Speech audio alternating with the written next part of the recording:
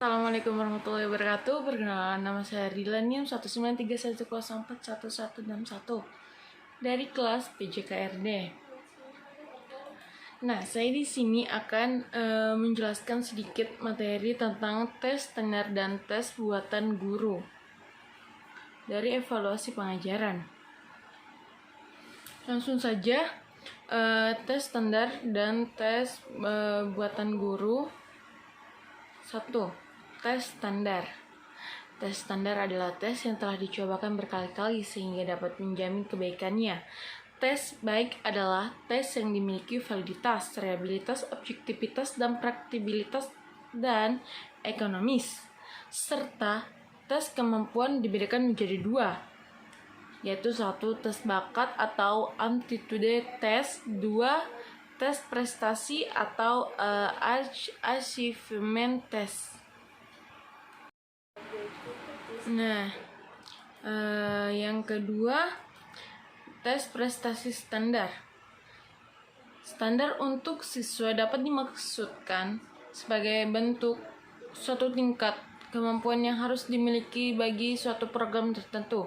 Prosedur yang digunakan untuk menyusun tes standar untuk tes prestasi melalui cara langsung untuk yang tumbuh dari tes yang digunakan di kelas, sedangkan spesifikasi yang digunakan untuk menentukan isi dalam tes bakat biasanya didasarkan analisis job atau jabatan atau analisis tugas yang merupakan tuntutan calon pekerjanya.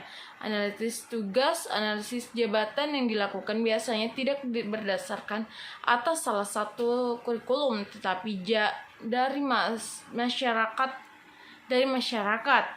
Istilah standar dalam tes dimaksudkan bahwa semua siswa wajib menjawab pertanyaan-pertanyaan yang sama dari sejumlah besar pertanyaannya yang dikerjakan dengan mengikuti petunjuk yang sama dan dalam pembatasan waktu yang sama pula. Istilah ini dapat mengandung arti bahwa tes mengukur apa yang harus dan dapat diajarkan pada suatu tingkat tertentu, atau bahwa tes itu menyiapkan suatu standar prestasi di mana siswa harus dapat mencapai suatu tingkat tertentu. Tes standar dipolakan untuk penampilan prestasi sekarang atau yang ada yang dilaksanakan seragam. Diusahakan dalam kondisi yang seragam juga, ya tentunya, baik diberikan kepada pelaksanaan persorangan maupun siswa sebagai anggota dari suatu kelompok. 3. Perbandingan tes standar dengan tes buatan guru. Nah, tes standar 1 didasarkan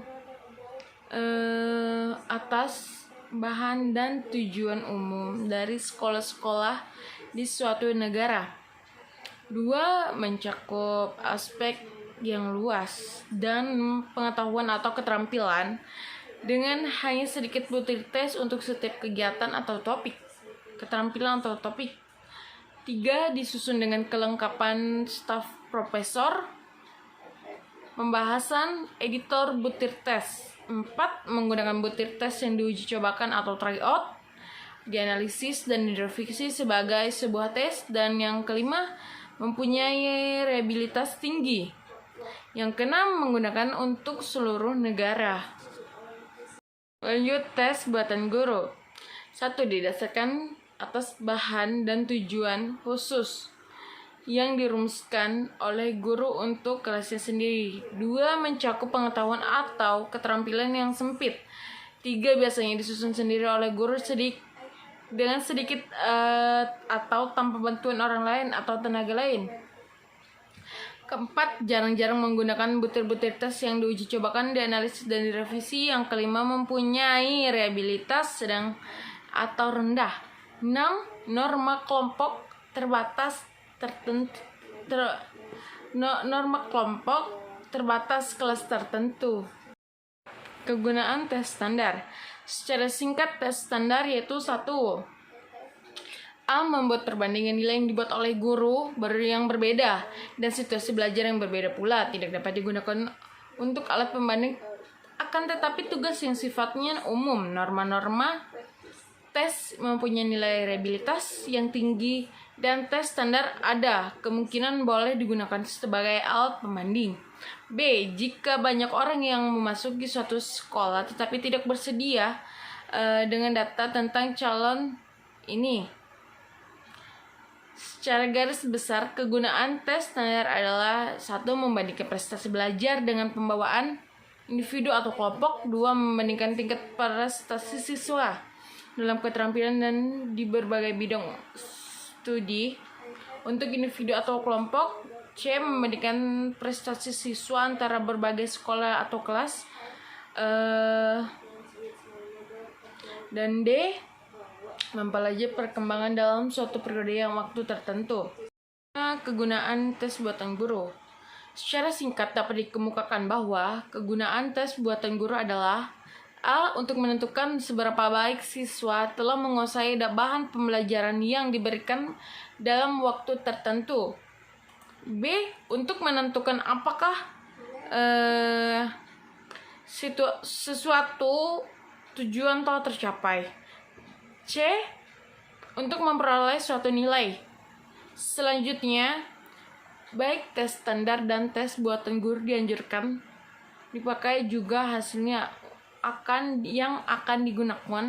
digunakan untuk: A. Mengadakan diagnosis terhadap ketidakmampuan siswa. B. Menentukan tempat siswa dalam suatu kelas atau kelompok. C. Memberikan bimbingan kepada siswa dalam pendidikan dan pemilihan jurusan. Dan D. Memilih siswa untuk program-program khusus. Dengan kesadaran dan keterampilan. Nah, atlet harus menampilkan keterampilan dengan penuh kesadaran.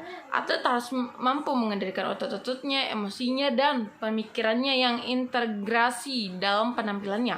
Ketika atlet sadar dan fokus terhadap tugas yang harus dilakukan, atlet harus memiliki kendali untuk mengatasi berbagai situasi. Atlet harus segera mengetahui ketika keseimbangannya goyah. Nah, ketika ketegangan otot berlebihan pada sejumlah kelompok otot tertentu atau pemikiran-pemikiran lain bisa mengganggu dirinya. Kelengkapan tes standar. Sebuah tes yang sudah distandarisasikan dan sudah dapat disebut sebagai tes standar biasanya dilengkapi dengan sebuah manual. Manual ini memuat keterangan-keterangan atau petunjuk-petunjuk yang perlu, terutama untuk menjelaskan tentang pelaksanaan main score dan mengadakan interpretasi. Secara garis besar, manual tes standar ini memuat 1 ciri mengenai tes, misalnya menyebutkan tingkat validitas, tingkat reliabilitas, dan sebagainya. 2. Tujuan serta keuntungan-keuntungan dari tes, misalnya yang disebutkan untuk siapa tes tersebut diberikan dan untuk apa tujuannya.